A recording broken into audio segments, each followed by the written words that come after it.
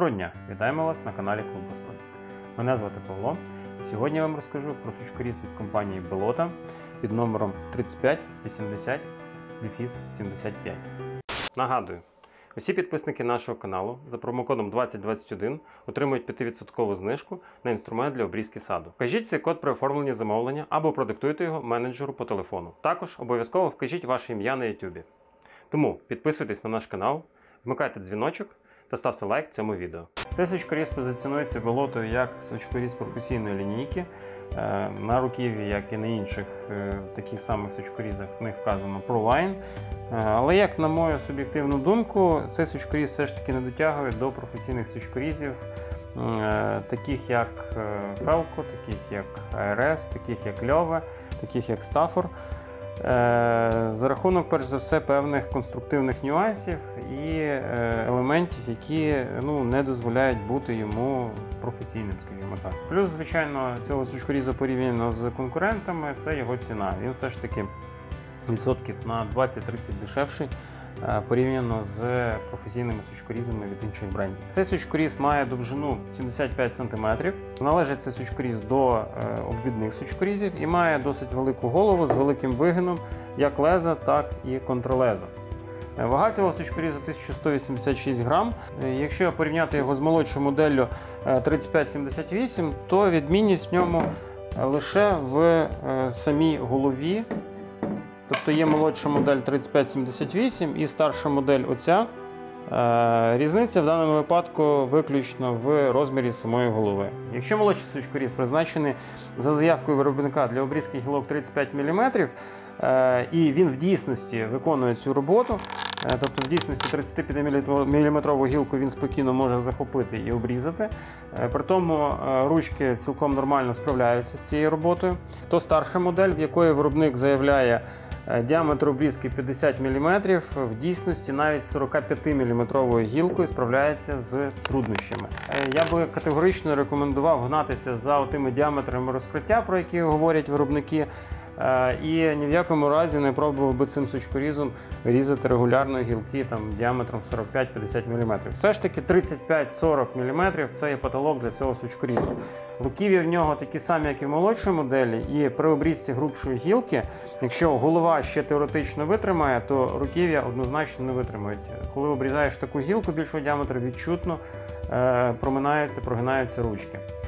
В кінці кінців вони просто зламаються. Також зразу хочу зазначити, чому не варто цим сучкорізом різати великі діаметри. Це те, як кріпиться лезо і контрлезо в самому руків'ї. Хвостовик ріжучого елементу кріпиться через пластикову втулку. От ми бачимо кінцівку тої пластикової втулки, тобто червона така. Вона сюди заходить і на двох гвинтах кріпить це в руків'ї. Ця пластикова втулка перш за все розбивається, коли сучкоріз виконує сильну роботу. Пластик не витримує і починає з'являтися ось тут люфт. Її потрібно заміняти. Якщо цього не зробити вчасно, просто розіб'ються отвори в руків'ї і в кінці кінців ви просто викинете ціле руків'я. Лезо і контрлезо цього сучкорізу виготовлені за заявкою виробника з хром-ванадієвої сталі. Хоча це є певна маніпуляція, знову ж таки, як на мене, маркетингова, тому що виробник не зазначає, що це за сталь, і не вказує вміст вуглецю, перш за все. Тобто те, що в цій сталі є хром і ванадій, ще нічого не означає, тому що найважливішим елементом в даному випадку буде вуглець. Якщо його мало, то навіть легування ванадієм не особливо допоможе в роботі цьому сучкорізу. Також мушу зазначити, що виробник вказує якусь особливу шліфовку леза, контрлеза в своїх маркетингових матеріалах, що виконується якась особлива поліровка, шліфовка. Нічого особливого тут немає. Фрезеровка леза досить груба, вона шершава і заточка абсолютно є звичайна. Ці елементи леза і контрлеза зроблені на штампі, тобто це виштамповка. Ймовірно, що з якимись елементами ковки. І фрезеровкою проходять тільки виключно спуск леза і от частина леза, яка треться до контрлеза, і сама частина контрлеза, яка так само притирається до самого леза. Всі решта елементи мають сліди від штампу. Контрлезо має приямок для очистки леза, тобто для збору бруду.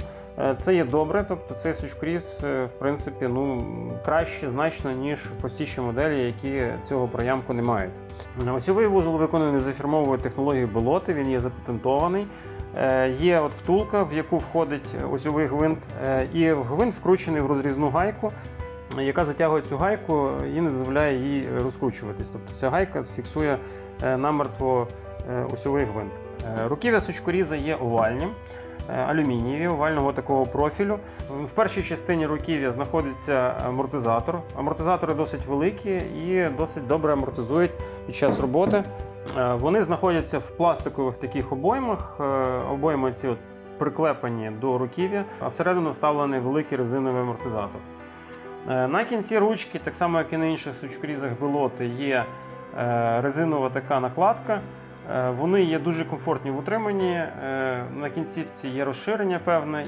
І сама текстура цієї накладки є бархатна така, тобто це є резина, дуже цупка в утриманні, рука з неї ніколи не буде вислизати. Придбати сучкоріз Белоти 3580-75 ви можете в компанії Garden Tools Україна, яка є офіційним дилером Белоти на території України.